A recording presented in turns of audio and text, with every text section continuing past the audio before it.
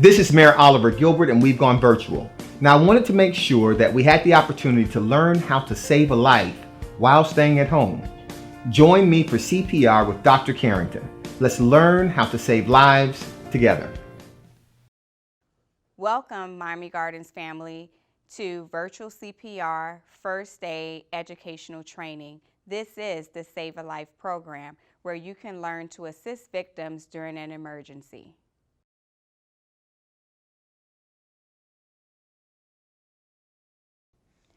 In step 1, we're going to check for scene safety.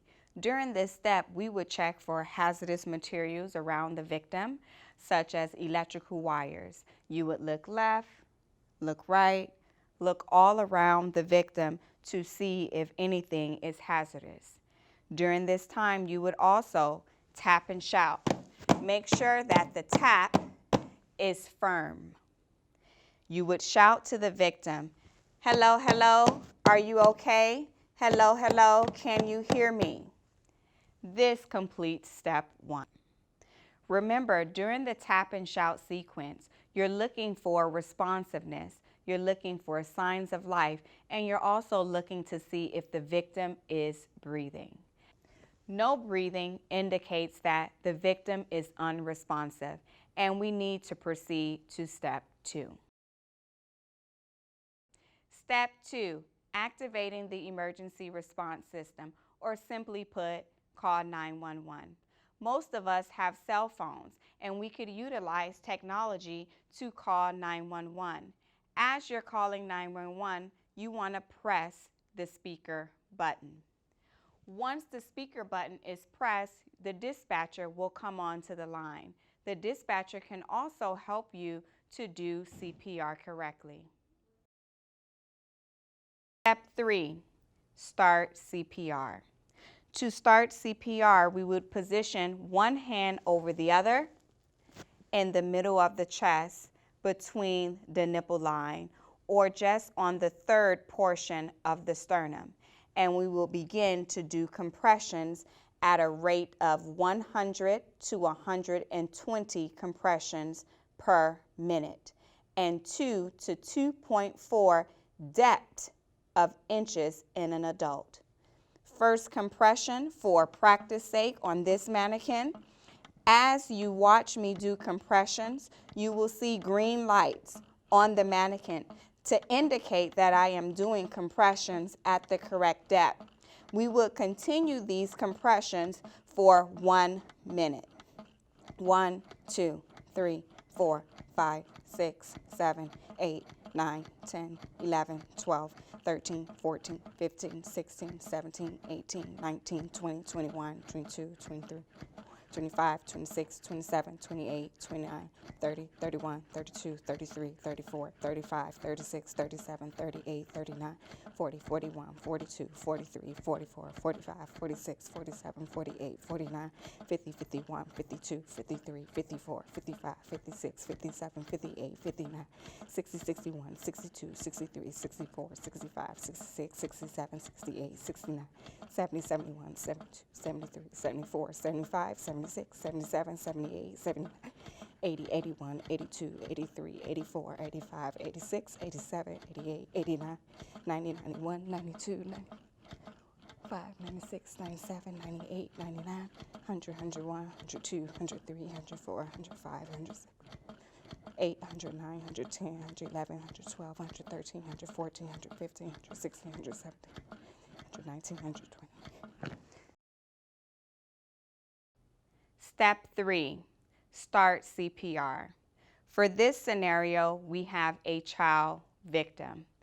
Child or children can be considered 1 year old or walking up until puberty, which means if a child has reached puberty or any signs of puberty, which can be facial hair, breast development for girls, muscle development for young men, muscular development within the chest, mustache, anything of that nature that can indicate that a victim has reached puberty. Those victims are considered an adult victim, and you would do the adult sequence. However, if a child has no signs of puberty but is walking or 1 year of age, you would do child CPR. That's using one hand. For this child, I'm going to use my discretion and use one hand for CPR. However, some children, depending on size, your discretion may be to use two hands. For this child, we would use one hand to start CPR. You would place one hand in the middle of the chest. If you needed to brace your other hand or compensate for past injuries or to support your wrist, you would do this to be able to do the compression. Otherwise, you would do one hand compressions, and you would go down into the middle of the chest at the same rate, 2 inches of depth, and same rate of 100 to 120 compressions per minute. We would do compressions on this child starting now. 2, 3, 5, 6, 7, 8, 9, 10, 11, 12, 13, 14, 15, 16, 17, 18, 19, 20, 21, 22, 24, 25, 26, 27, 28, 29, 30, 31, 32, 33, 34, 35, 36, 37, 38, 39, 40, 41, 42, 43, 44, 45, 46, 47, 48, 49, 50, 51, 52, 53, 54, 55, 56, 57, 58, 59, 60, 61, 62, 63, 64, 65, 69. 75, 76, 77, 78, 79, 80, 81, 82, 83, 84, 85, 86, 87, 88, 89, 90, 91, 92, 93, 94, 95, 96, 97, 98, 99, 100, 101, 102, 103, 104, 105, 106, 107, 108, 109, 10, 111, 112, 113, 114, 115, 116, 117, 118, 119, 120. Step 3 of CPR for an infant is no different than for an adult and for the child, as we previously reviewed. The only thing that changes would be your hand position. Instead of two hands or one hand, you would use 2 fingers. You would position your fingers in the middle of the chest, just between the nipple line, and you would begin compressions on an infant. Notice the lights on this particular training kit will light up green just as the other ones did, and we would begin compressions. 1, 2, 3, 4, 5, 6, 7, 8, 9, 10, 11, 12, 13, 14, 15, 16, 17, 18, 19, 20, 21, 22, 23, 25, 26, 27, 28, 29, 30, 31, 32, 33, 34, 35, 36, 37, 38, 39, 40, 41, 42, 43, 44, 45, 46, 47, 48, 49, 50, 51, 52, 53, 54, 55, 56, 57, 58, 59, 61, 62, 63, 64, 65, 66, 67, 68, 69, 70, 71, 72, 73, 74, 75, 76, 77, 78, 79, 80, 81, 82, 83, 84, 85, 86, 87, 88, 89, 91, 92, 93, 94, 95, 96, 97, 98, 99, 100, 101, 102, 103, 104, 8, 13, 14, 15, 16, 17, 18, 19, 20. Let's put our steps together. Step 1, Step 2, and Step 3. This is an adult victim. We'll demonstrate how to do hands-only CPR in sequence on this adult. Then in this demonstration, we will also transition into child and then infant. Let's get ready. Scene is safe. Hello, hello. Can you hear me? Are you okay? Victim is unresponsive. Step 2, I would call 911. Place my phone on speaker. Step 3, I would begin CPR with 2 hands in the middle of the chest at a depth rate of 2 inches to 2.4 inches in the middle of the chest. 2, 3, 4, 5, 6, 7, 8, 9, 10, 11, 12, 13, 14, 15, 16, 17, 18, 19, 20, 21, 22, 23, 25, 26, 27, 28, 29, 30, 31, 32, 33, 34, 35, 36, 37, 38, 39, 40, 41, 42, 43, 44, 45, 46, 47, 48, 49, 50, 51, 52, 53, 54, 55, 56, 57, 58, 59, 61, 62, 63, 64, 65, 66, 67, 68, 69, 70, 71, 72, 73, 74, 6, 7, 8, 79, 80, 81, 82, 83, 84, 85, 86, 87, 88, 89, 90, 91, 92, 93, 94, 95, 96, 97, 98, 99, 100, 101, 102, 103, 104, 107, 108, 109, 110, 111, 112, 113, 114, 115, 116, 117, 118.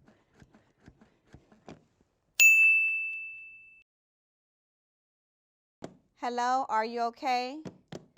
Can you hear me?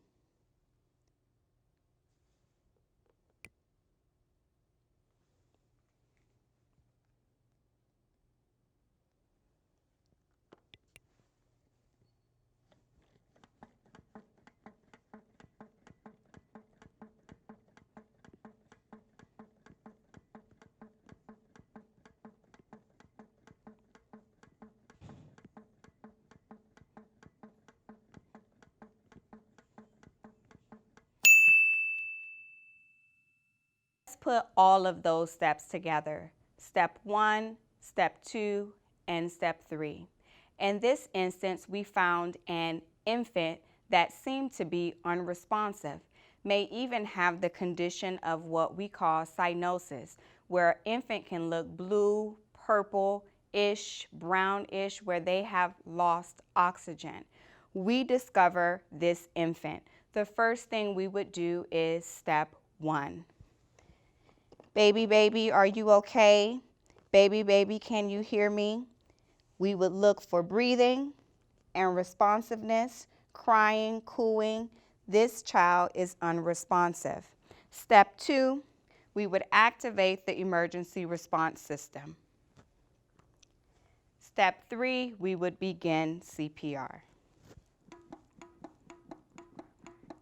7, 8, 9, 10, 11, 12, 13, 14, 15, 16, 17, 18, 19, 20, 21, 22, 23, 24, 25, 26, 27, 28, 29, 30, 31, 32, 33, 34, 35, 36, 37, 38, 39, 40, 41, 42, 43, 44, 45, 46, 47, 48, 49, 50, 51, 52, 53, 54, 55, 56, 57, 58, 59, 60, 61, 62, 63, 64, 65, 66, 67, 68, 69, 70, 71, 72, 73, 74, 75, 76, 77, 78, 79, 80, 81, 82, 83, 84, 85, 86, 87, 88, 89, 90, 91, 92, 93, 94, 95, 96, 97, 98, 99, 100, 101, 102, 103, 104, 105, 106, 107, 108, 109, 110, 111, 113, 14, 15, 16, 17, 18, 19, 20.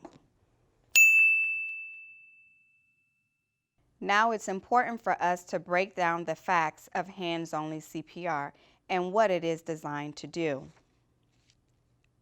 Important fact number 1.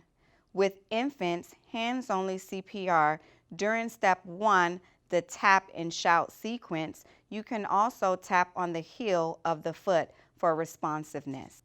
Tip 2. When you perform chest compressions, allow the chest to recoil. Recoil means that we allow the chest to fully rise and fully fall. Tip 3. Hands-only CPR is designed for a layperson, an untrained rescuer, or non-medical professional who does not know how to do formal CPR. Tip 4. Hands-only CPR is also used for rescuers or laypersons who do not feel confident or who are unable to give mouth-to-mouth or mouth-to-mask resuscitation with breaths. Tip 5. Hands-only CPR is most effective for adult victims, as many children and infant incidents are mostly related to respiratory deficits, where breaths can be essential to survival. But use hands-only CPR on anyone who needs it, as any CPR is better than no CPR. Tip 6. The 2.0 to 2.4 inches compression depth and 100 to 120 compression rate per minute is continuous, meaning you do not stop until EMS arrives to take over. Let's take a look at this scenario courtesy of American Heart Association. If you see a teen or adult suddenly collapse, it's important to act fast. Helping to save a life is easier than you might think. Just start hands-only CPR. The first step is to send someone to call your local emergency response number or call it yourself. Then get directly over the victim. Put the heel of one hand in the center of the chest, then put your other hand on top of the first.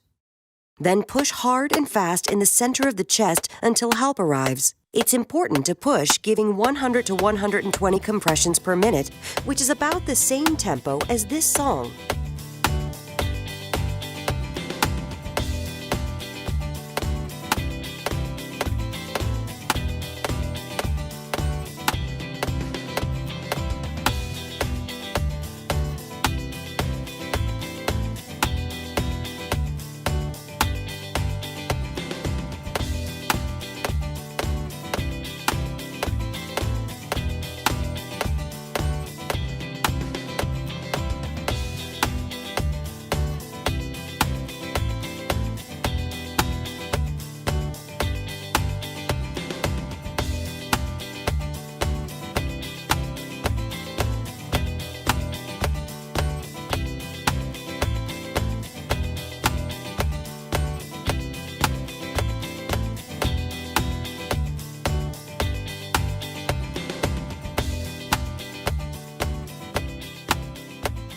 Let's hope you never have to use hands-only CPR. But if you see a teen or adult suddenly collapse, don't be afraid to try it. Remember, call your local emergency number, then push hard and fast in the center of the chest until help arrives. Your actions can help save a life.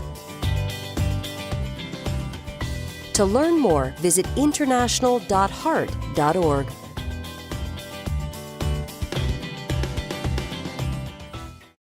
Remember, although in this educational training, we stop the clock at 1 minute, in a real-life scenario, you would do compressions continually until EMS arrives or a more advanced healthcare personnel came along to assist. If you see anyone around in your environment, grab them. Teach them how to do chest compressions rather quickly, of course, but so we don't have 2 victims instead of 1 when EMS arrives.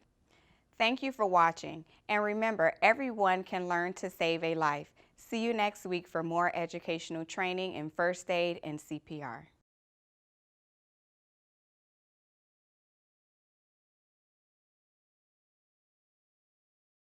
I hope you enjoyed today's session, and I hope you learned a lot. Join us every Saturday at 10 o'clock a.m. on Facebook Live for CPR with Dr. Carrington. If you want to view this session again, just to brush up on your skills, visit cmgengage.com/virtual. We'll see you next week.